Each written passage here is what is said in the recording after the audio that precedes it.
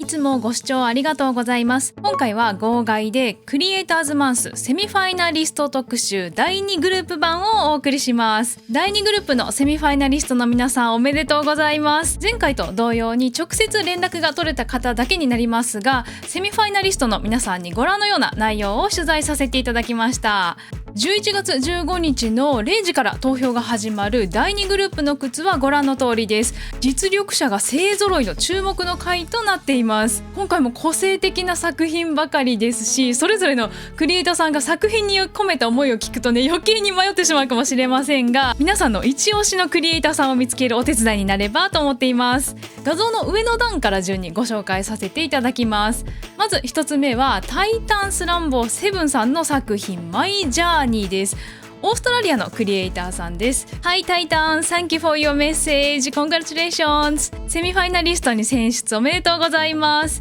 これは私のゲーム内シューズなので参加できることはとても嬉しく興奮しています。このラウンドでイコやスペリアなど有名な選手と戦えるのは素晴らしいことです。私のデザインが選ばれたというメールを受け取った時、私はとても興奮してベッドから飛び起き、数年前から私と私の芸術や創造性を信じてくれている両親のところへ直行しました。12歳の時に美術にとても熱中していたのですが、それは切磋琢磨することでこのような創造的な面を取り戻すための方法だったんです。選出の時の喜びが伝わってくる微笑ましいエピソードですね。私は2022年4月からゲームをプレイしています。この靴は私がここアグレットで過ごしたお気に入りの3ヶ月を再現するために作りました。最初の部分左側は素晴らしいスケーターマウスのシューズの色や私がゲットしたスケートデッキのシンボル、真ん中の部分はステップテンバーで勝利した国の国旗が描かれています。もし自分の靴の国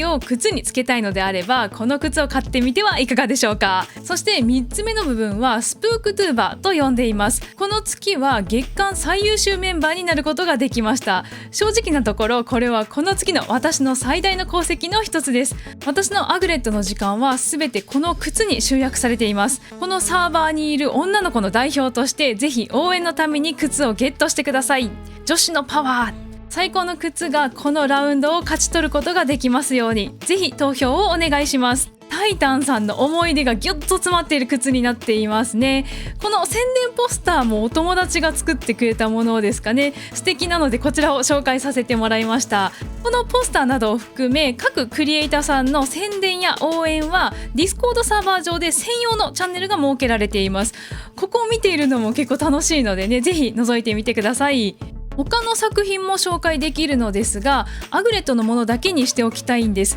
過去に現実の世界でオークションに出品されたものもありますが、このアグレットの靴には私の靴への愛と同様にアグレットが素晴らしいゲームであることにより満足を感じています。また Facebook で私の街の4000人ほどの大きなグループがあり、川の石に様々な絵を描いて街中に隠して小さな子どもたちに見つけてもらっています。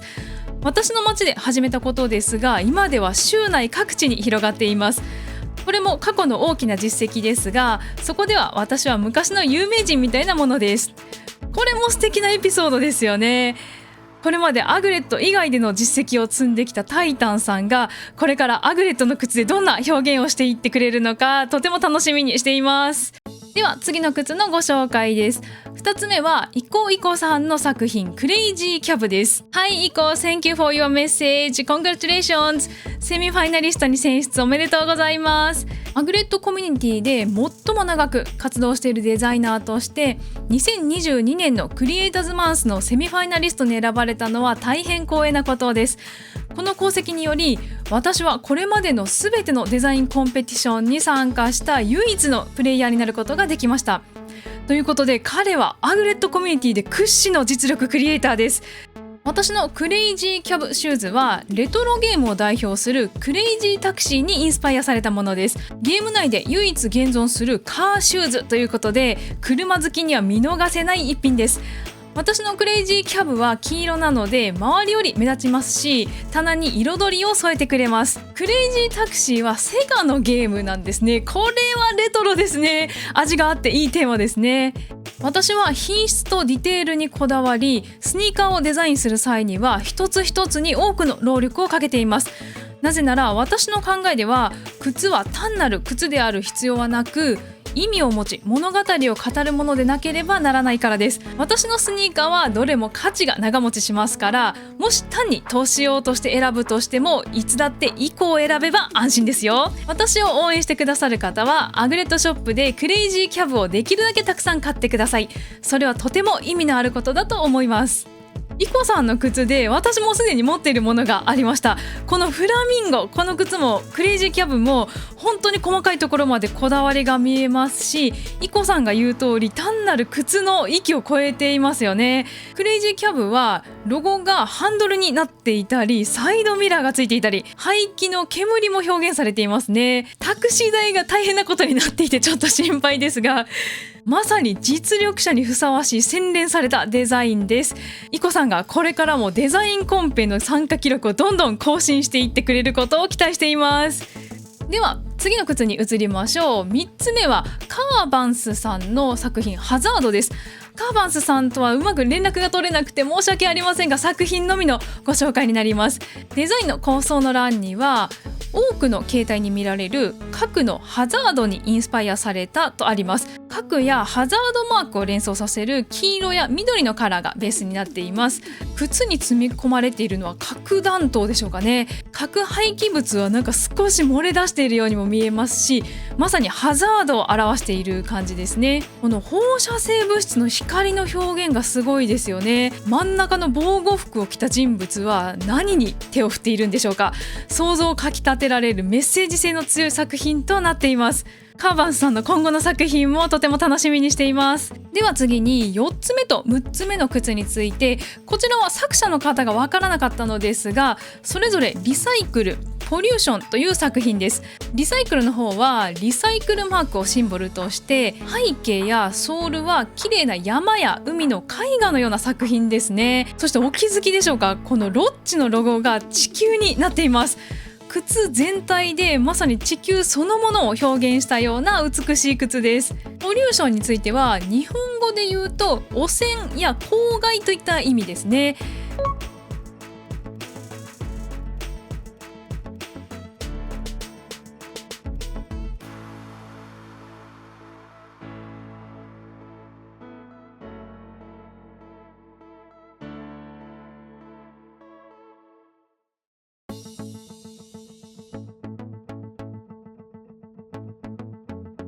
リサイクルと並べて置かれるととても対照的で、これは意図的に同じグループにされたんじゃないかなと思うほどの組み合わせですね。靴全体を覆っているのは魚の鱗なんでしょうかね。鱗自体は綺麗な光沢を持っているんですが、その周りにまとわりつくモヤモヤとした汚染物質の表現が秀逸です。それではいよいよ最後の靴です。こちらはスピリアさんの作品ルシッドステーションです。アメリカのクリエイターさんですね。Hi Spiria, thank you for your message. Congratulations. セミファイナリストに選出おめでとうございます。ロチとのクリエイターズマンスに選出されてびっくりして頭が真っ白です。昨年と同じようにまた出場できてワクワクしています。今年は日本、ウクライナ、ロシアなど多くの新しいプレイヤーと私のクリエイターとしての月日を共有できることを嬉しく思っています。ご本人はとてもびっくりしたとおっしゃっていますが、スピリアさんも昨年のクリエイターズマンス出場者ですし、この後でもご紹介しますが、すでにいくつもの靴がリリースされている実力者です。私の靴は純粋なイマジネーションの狂気からできています。